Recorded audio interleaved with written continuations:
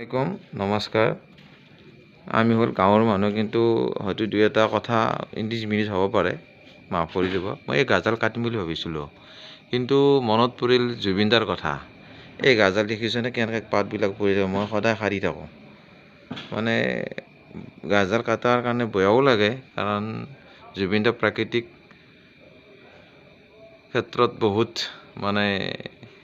মৌ আছিল, বা তেখেতে গাছ গছনি কটাটো ভাল নাপায়। সেইকাৰণে সেইটোৰ কাৰণে মই এই গাছডাল কটা নাই আৰু এইটো মোৰ বাউণ্ডেৰীতে হয়। এই দেখিছেনে কেনেকৈ পাত সৰে? এই গাছডাল মই কাটিম বুলি ভাবিছিলোঁ, কিন্তু নাকাটো আৰু এইটো উপায় নাই। মই জুবিনদাৰ কথাৰ কাৰণে এই গাছডাল নাকাটিলোঁ আৰু মনত পৰি গ'ল। দেখিছেনে কেনেকৈ পাতবিলাক পৰি আছে?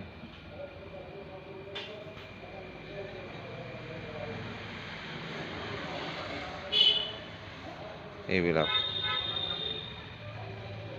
অগণন পাত, উপায় নাই আৰু নাকাটো আৰু মনটো নকয় আৰু জুবিনদাৰ কথাটোৱে মনত পৰে। জয় অসম।